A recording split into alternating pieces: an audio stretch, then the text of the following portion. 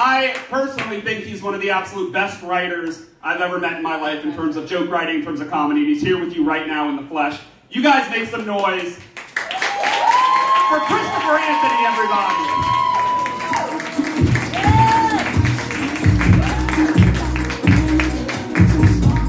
I'm like Corey, I just want the song to ride out, just be like a mini nightclub.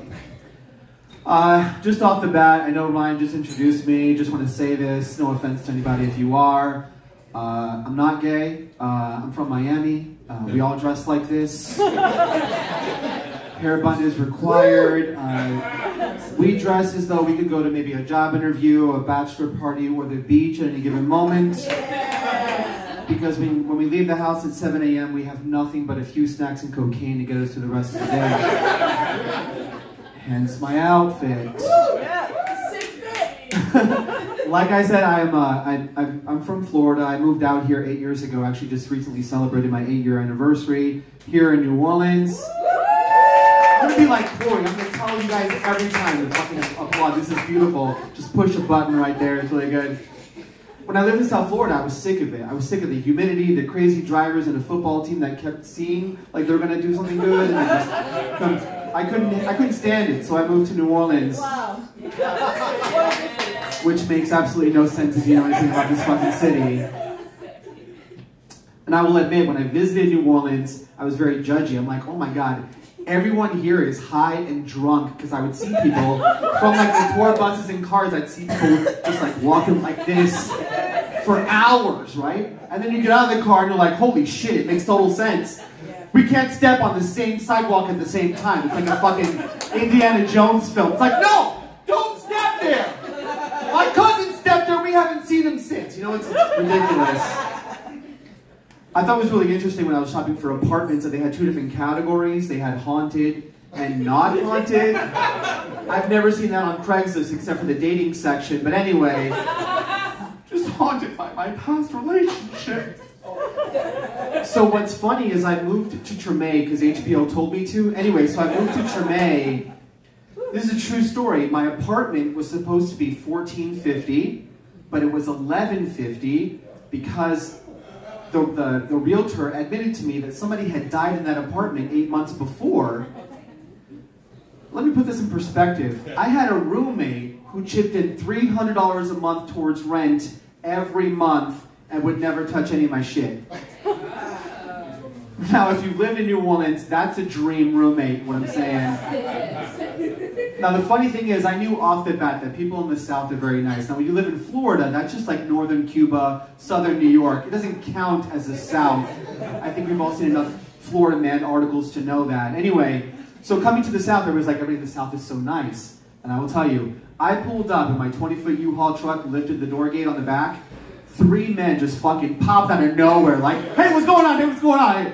Hey, we'll unload it for you, we'll unload it for you. And I'm like, you don't even know which apartment is mine. Like, what? I feel like if you're a moving service, you should really kind of get that stuff together. I'm like, no, thank you, kind sir. I have 2 other guys I'm going to pay, but they're going to put it over in that area. I didn't want to fucking point to my apartment. I'm just like, they're going to be here, just leave me alone. I'm feeling very unsafe right now. Just going to close this real quick. But then I decided, all right, let me take some time and like get to know the city. There were some things about New Orleans that off the bat were very, very confusing to me. Like, first of all, in the CBD, not the CBD, but the CBD, the Central Business District. Anyway, there's a billboard. Check it out right now. There's a billboard that says, learn to read.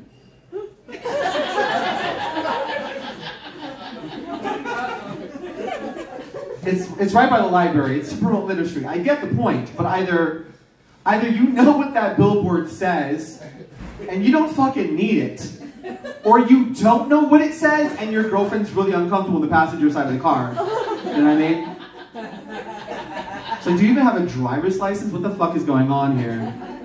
Now, I was also looking at all the bikes, like Corey was saying earlier, all these people on bikes. I'm like, oh my god, these people are like very environmentally conscientious, you know?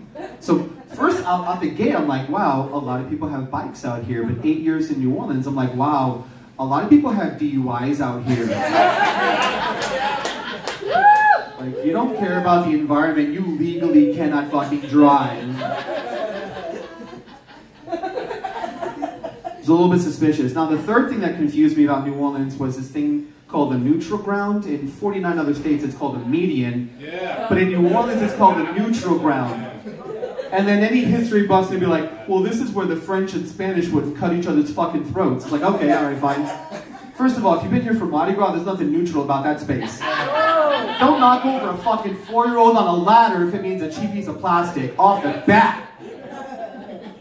But then I realized why that neutral ground is so big, because once you've crossed 2 lanes of any street in New Orleans, you're like, I just need to take a nap real quick. That was fucking insane. I almost died. Mom, look, if anything happens to me, please take care of my cats. I'm just really worried. There's 2 more lanes to go. I'm just gonna take a break real quick. That's why the neutral ground is so ridiculously gigantic. Now, much like Corey, I also had a dilemma. I would go to my neighbors and I'd be like, oh, they're like, where do you live around? I'm like, oh, I live on Governor Nichols and Marais. And they're like, no, you don't. I'm like, pretty sure that's where my address is. They're like, you mean Marais? I'm like, okay, all right, I'm sorry. Marais, I apologize. And then other people, I'd be like, oh, I live in New Orleans. And they're like, no, you fucking don't. I'm like, I've lived here for a good while. I'm pretty sure I live in New Orleans. They're like, you live in New Orleans. And I'm just like, yeah, I live in New Orleans. Like, say it right! Say it right!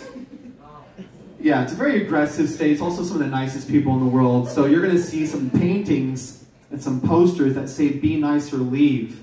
Now, I know it's hard to think that in the murder capital of the United States, you're also around the nicest people.